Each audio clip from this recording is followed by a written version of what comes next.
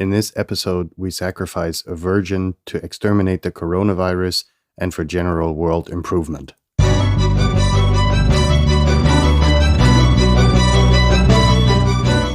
You're listening to the very best podcast in the world on health, wealth, and happiness. Please remember to leave a review and share with all your friends and family. And here is your host, Lars Hilser.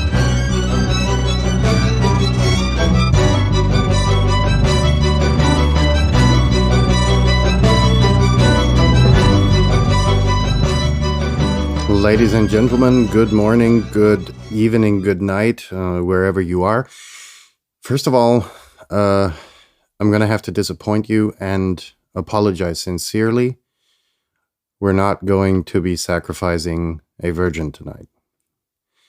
That being said, I'm totally all in for all of these fucking conspiracy theories going around in regards to COVID-19 and the coronavirus.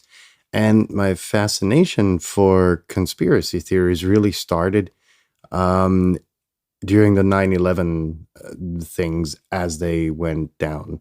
The thermite plasma that took down the World Trade Center hadn't cooled, and the Alex Joneses of the world were proclaiming the end of the same, heating and marching against tyranny that was going to come to the world as a result of the terrorist attacks that took place back then.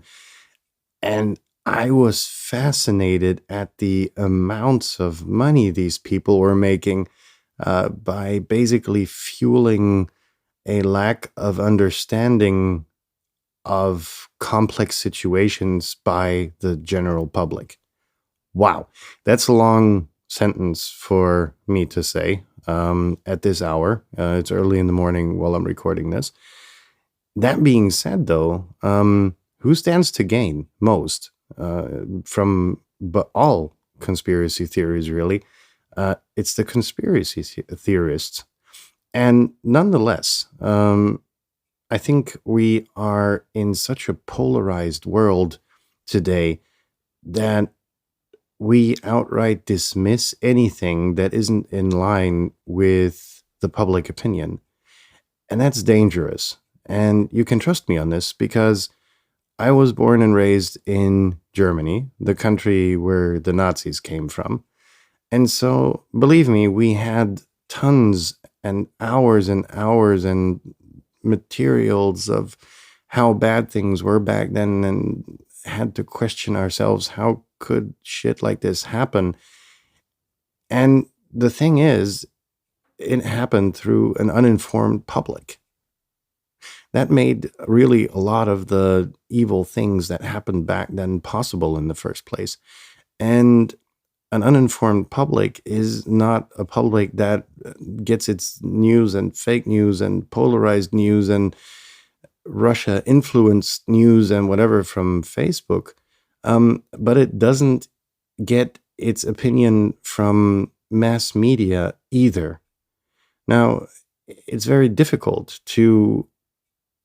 and time-consuming and difficult to form an educated opinion because everybody is biased in some way, be it the editor at your local newspaper.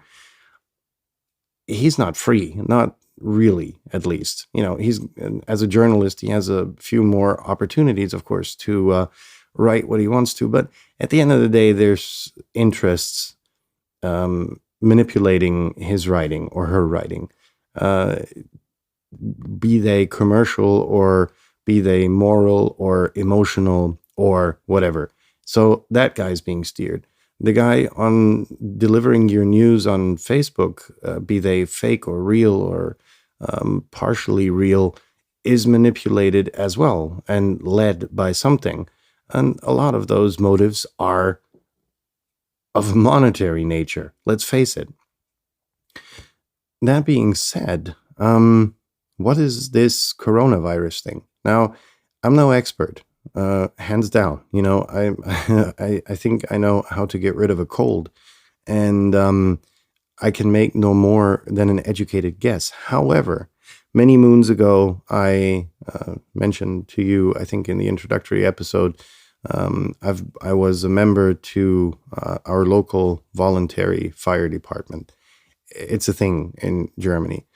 And due to my, I don't know, leadership personality, no idea, somebody got the idea to make me a battalion chief at a relatively young age. I think I was 23 or 24. And I got explicit training for that. And after these weeks of training I attended, there was a course on pandemics and epidemics happening just after the weekend. And I stayed the weekend and attended that course, which was, I think, about 3 or 4 days. In that book that we were taught from, it said clearly that if a pandemic hits, safe zones, or, well, I don't know the literal translation, but, imagine safe zone like an old army installation being reactivated for the old and the susceptible to that particular disease will be quarantined, and the rest of the population will attempt to achieve this mythical herd immunity. And after 12 to 16 weeks or longer, everything will be back to normal again. The economy still exists. There are planes flying in the air. Vacations are taking place. And everything is just normal without trillions having been printed and put into dubious stimulus packages, all of which have to be fucking paid back. I mean, the money is not printed out of thin air and then nothing happens, right?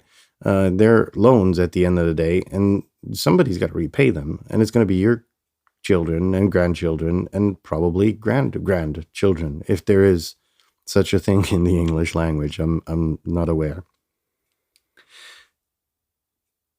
Now, there are those who are finding all of these, leads of evil conspiracies going on, but that would be too simple. And one of the things I hold dear is the dialogue. And so getting in touch with these people and actually having a civil conversation instead of just randomly and generally labeling them as conspiracy theorists is pretty fucking important, because that's what makes us civil, as opposed to tyrants who will then, just dismiss unpopular opinions and defame those people who are thinking differently. And that's what I found most worrisome. Let's leave out of context for now, or out of scope, that this is a pretty fucking terrible disease. Maybe, I don't know. I'm hearing from one side that it is the most dreadful disease ever. The numbers don't really match that. I'm very good at statistics and reading and interpreting them. And the death count is, it's bad. But it's not that bad. In Germany, for instance, over 2,500 people die per day. It happens. Death is inevitable. Can it be prolonged? Can life be prolonged? Certainly. Is COVID maybe a contributing factor to an increased death toll? Probably, more likely than not. Is it worth shutting everything down? I don't know. I'm not a medical professional. What I am, though, is someone who can reason. And I think it's very important to hear both sides of the story. And if there's three, we hear all three sides, right? What's happening now is that there's defamation going on against people thinking differently. Today, I heard that a woman was arrested in Australia because she posted on Facebook denying COVID, I think it was. Not denying its existence. I forget the details. But she's being locked up. And really, a lot of stuff is going on that's really worrying to someone who has spent so much time in history lessons learning exactly these things and how bad and fucked up they can get. So, that being said, I think it's worth really contemplating to get informed as much as you can from as many sources as you possibly can to get an educated opinion rather than taking what you read for granted. And here's an example. In Germany, there was a very famous con man who kind of got himself into a lot of very interesting positions by faking certificates and documents, etc. Now, on the other hand, we've got a very credible doctor, and he's been kind of voicing his opinion, thinking differently about COVID. And he's been kind of defamated by the media pretty much ever since this thing started. And he's just a critical thinker, but he's got a very, very interesting medical background. So let's assume he knows what he's talking about more than any journalist is. Long story short, the con man writes on Twitter that he was supposedly hired by this medical professional with his fake certificates and so on and so forth, and that this medical professional couldn't determine a postman, which the con man was by profession, from a psychiatrist, which he pretended to be.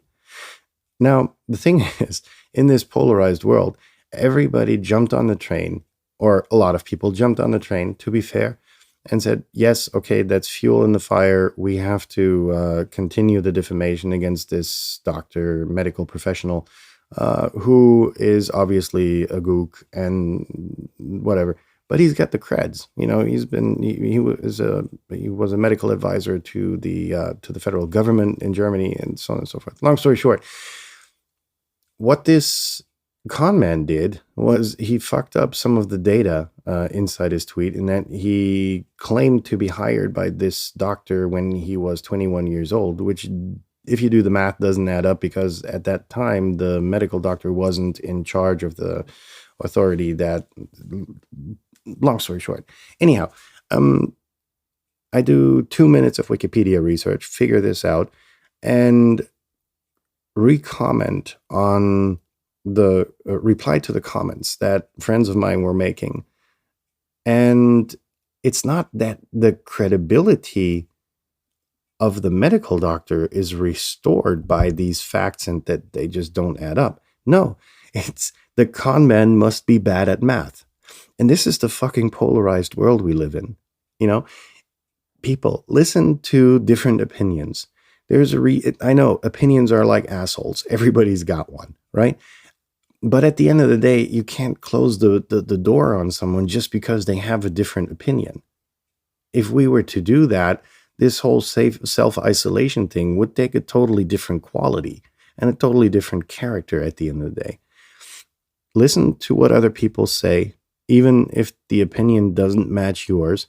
Maybe it's going to add up to something that'll be worth your while. I'm quite certain it will, if you are fair to your surroundings and not tyrannical in that you dismiss opinions just because they don't really are not in line with your opinion. That being said, something like that happened to me early on during the outbreak of COVID. I couldn't fathom the procedures that were in place and how they would affect the economy. I was quite foresightful in that. And I was searching in my past about this training I'd gone through and thought, okay, well, why the fuck are they not doing it by the book? And I was coming up with weird ideas, obviously, on, what could be the real reason. And I started spreading them, and it was funny to see people's reactions and how they had already bought into the news cycle that was going on pretty much every day, anytime, in any media outlet that you were looking at. And shortly thereafter, it happened that all of these other thinking people, people thinking differently, were, started to be to be chased out of town, to be a bit more provocative in terms. And it was just like, wait, what's happening here? And I discussed with a friend the idea that I had, which was that, maybe the economy was shortly before its exit, the global economy, and this whole globalization thing wasn't working out, and that the central banks of the world had kind of been opportunistic in pushing this virus to dimensions that it really wasn't, in order to shut the economy down, and so on and so forth. And it was more of a funny discussion that I had. However, we got into a very interesting cycle in where my friend said, well, could be opportunism more likely than not, but look at it from the other side. Maybe it was the companies waiting to lay off 25,000 people like Volkswagen just did, because they were overstaffed, and maybe the opportunism isn't from the central banks or other institutions, but maybe it's much more granular, to find the devious mischief going on, and that was very fruitful. However, outlining these opinions even led to myself, and I'm quirky and geeky, and I don't really give a shit what people think about me. However, it led to people giving me a tinfoil hat for my birthday and a flat earth t-shirt, which I found amazingly funny.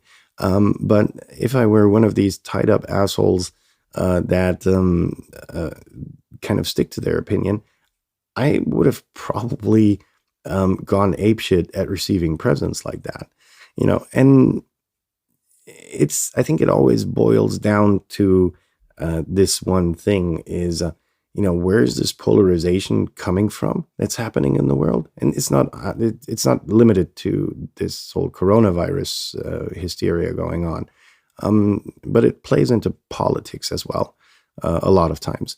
And it's like, discuss and listen to other opinions. It helps really significantly. Exchanging ideas and kind of moving them forward is better than talking about people or talking about events you do not really have control over. With that being said, think differently, I think was a very popular slogan. Take the conspiracy theories for what they are, and they're fucking entertaining a lot of times if you dig into them deep enough. Don't get lost in the rabbit hole, though, as a little concerning voice of warning. Yeah, have a good night. Remember to give 5 stars or 6 stars out of 5 for this episode and for this podcast. And if you have feedback, please don't hesitate to send it to the very best podcast in the world at gmail.com. And leave your hands above the blanket if you're sleepy, and go to bed. Otherwise, stay safe, stay sane in this crazy polarized world. And I'll see you or hear you tomorrow. Goodbye.